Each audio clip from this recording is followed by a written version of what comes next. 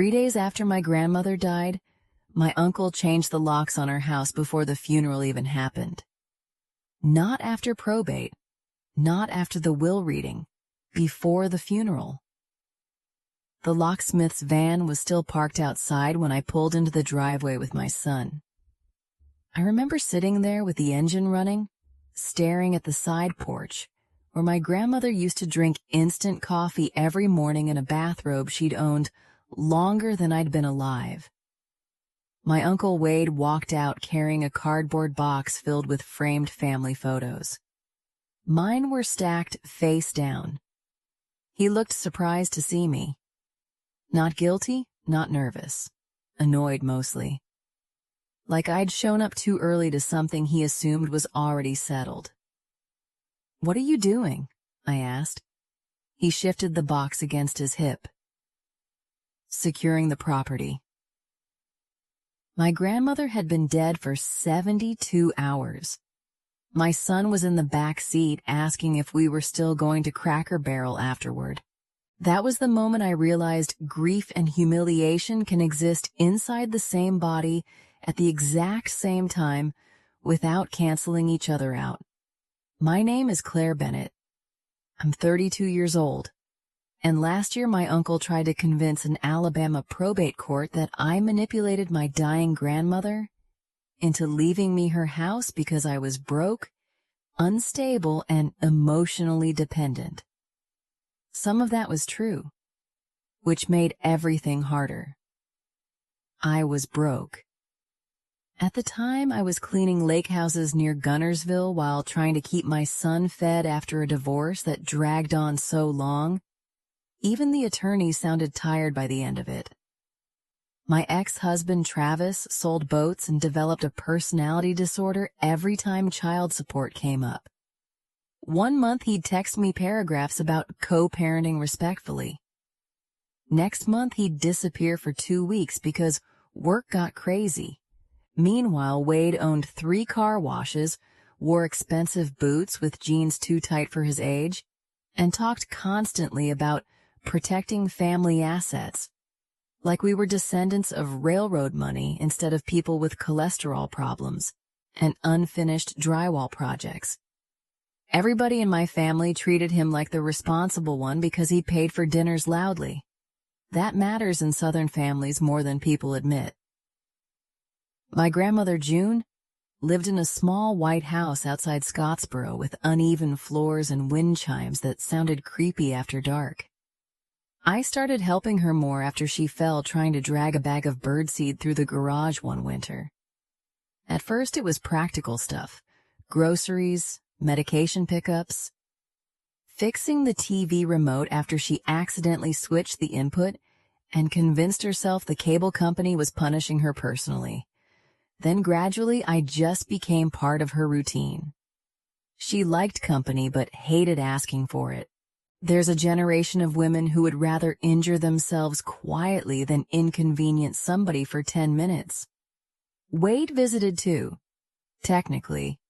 Mostly he arrived carrying paperwork, insurance forms, bank statements, tax documents, always sighing heavily like nobody appreciated how exhausting responsibility was.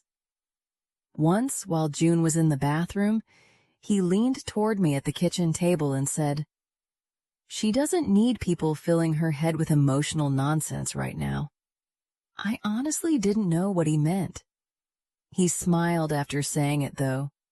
That kind of smile people use when they want credit for not becoming openly rude. I said, "She asked me to come over." "Yeah," he said. "She asks everybody for things lately." Then he changed the subject and started talking about property taxes.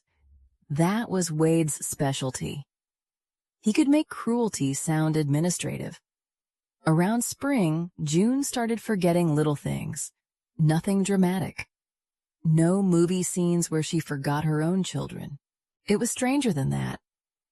She'd call me twice in one afternoon asking whether I fed the dog that died in 2019. Then later, she'd remember the exact amount my grandfather lost gambling during a Biloxi trip 30 years earlier. One afternoon, she accused a pharmacist of shorting her blood pressure medication by 6 pills. Turned out she was right. That scared me more than the forgetting, because it meant she wasn't confused enough for people to stop underestimating her. Wade started mentioning cognitive decline constantly after that. Not directly to June, to everybody else, at church, at family cookouts, on the phone with my mother. Her memory's getting worse. Somebody needs power of attorney before things become messy. She's vulnerable. That word followed everything for months. Vulnerable. People say it in soft voices right before taking control of somebody's life. I tried staying out of it at first. That's true, I'd already spent years being the family disappointment. Pregnant at 21, community college dropout, divorce, money problems. Wade loved speaking about my life like a weather pattern everyone had survived together. Claire's had a rough run. Sometimes he'd say it standing 3 feet away from me. June noticed more than people realized. One night she asked me to bring her the metal cookie tin from the hall closet. I thought she wanted photos. Instead, she pulled out folded bank receipts and sticky notes covered in shaky handwriting. "Something's wrong with my accounts," she said. I sat beside her on the couch while Wheel of Fortune played too loudly in the background. There were withdrawals she didn't recognize. Checks she didn't remember signing. Not massive amounts. 300 here, 800 there. The kind of money older people are expected not to track carefully. Did Wade explain these? Long silence. Then, he gets irritated when I ask. She sounded embarrassed saying it.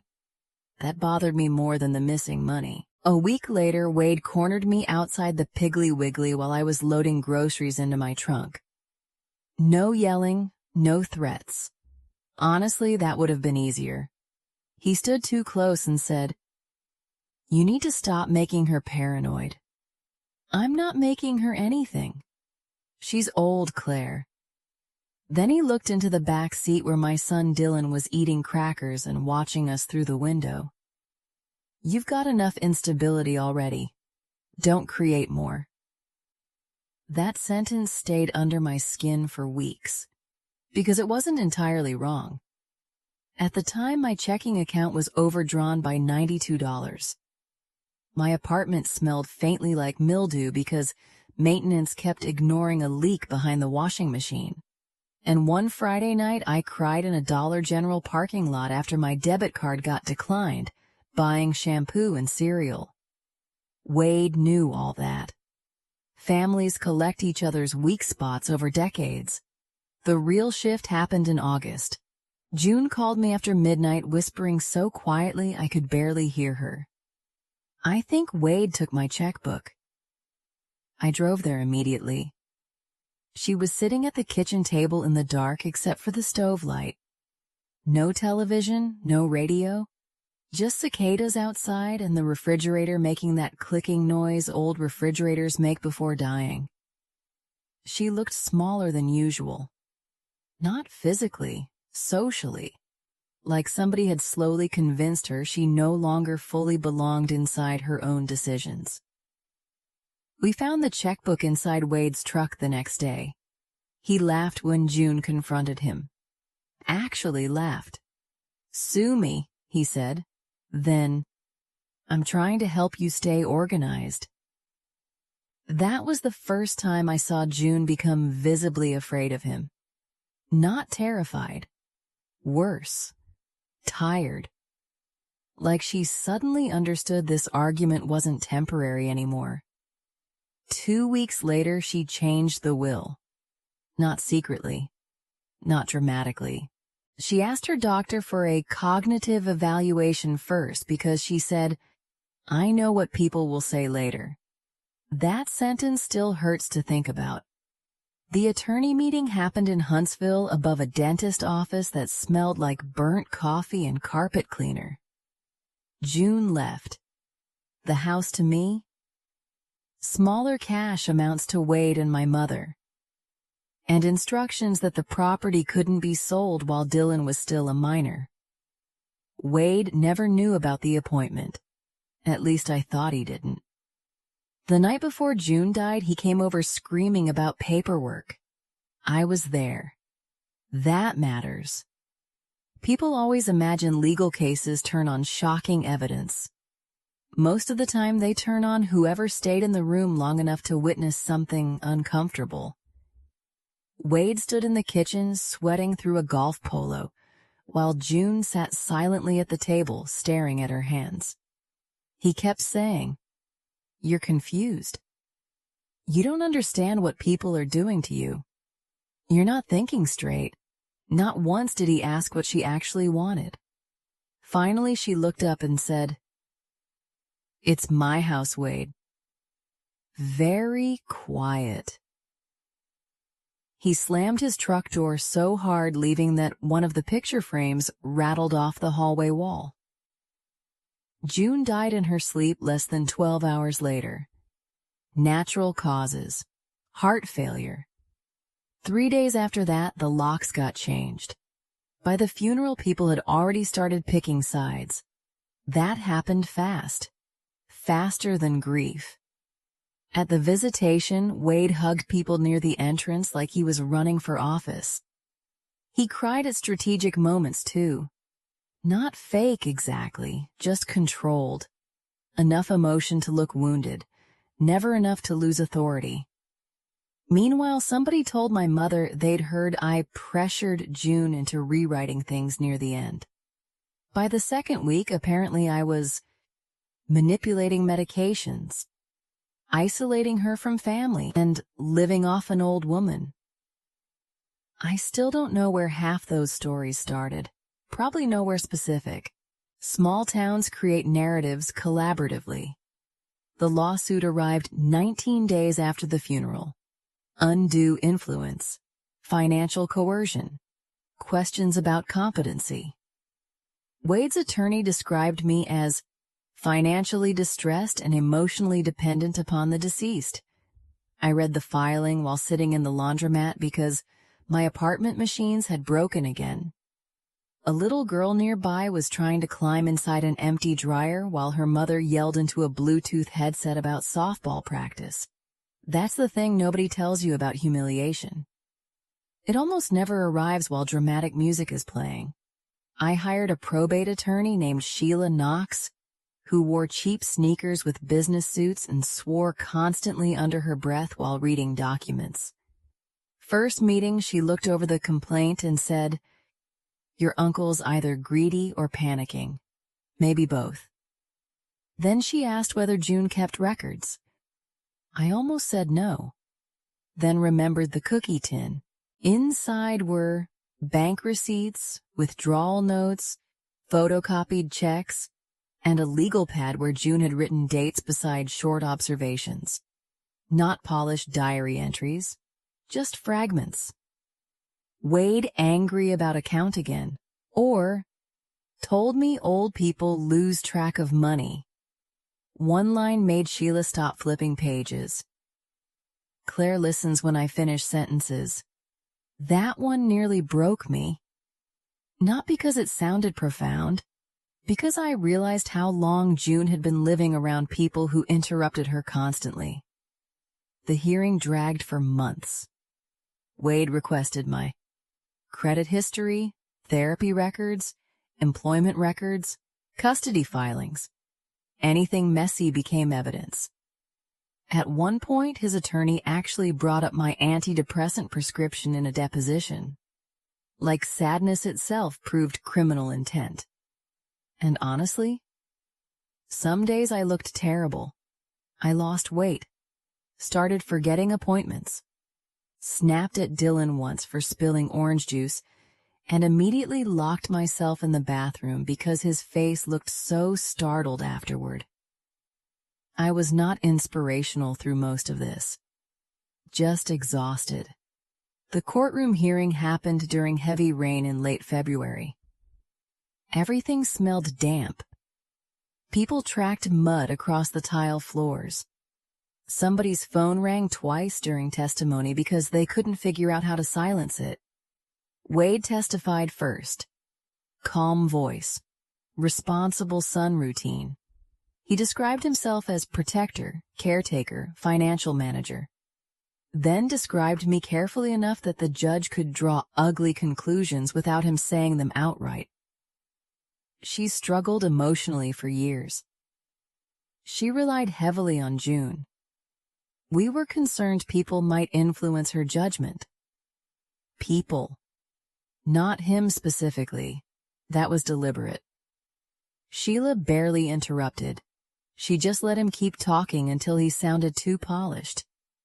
Then she introduced the cognitive evaluations, the financial records, the cookie tin notes. Wade's expression didn't collapse dramatically. That's another movie thing people expect. Real embarrassment usually arrives sideways. He just stopped looking at the judge directly after a while. The worst moment came near the end. Sheila read one sentence from June's notes out loud. Wade mistakes control for love. Silence after that. Not cinematic silence. Uncomfortable silence. Paper shuffling. Someone coughing in the back row. Rain hitting courthouse windows. Wade stared down at the table for so long I honestly thought he might cry. Instead, he said quietly, "She always let Claire get away with things." Such a small sentence. But suddenly everything made sense. Not the money, not the lawsuit, the resentment. He genuinely believed love was something earned through competence, obedience, stability. And people like me, messy people, divorced people, struggling people, offended him just by continuing to be loved anyway. The judge dismissed the challenge 6 weeks later. Wade still lives 20 minutes away. We occasionally pass each other at gas stations or high school football games. Neither of us speaks. Last month, Dylan asked why Uncle Wade hated me so much. I told him he didn't. Because hate would almost make this simpler. Then Dylan asked, "So why'd he do all that?" I opened my mouth twice before answering. Finally, I said, "I think some people get scared when love doesn't go where they expect."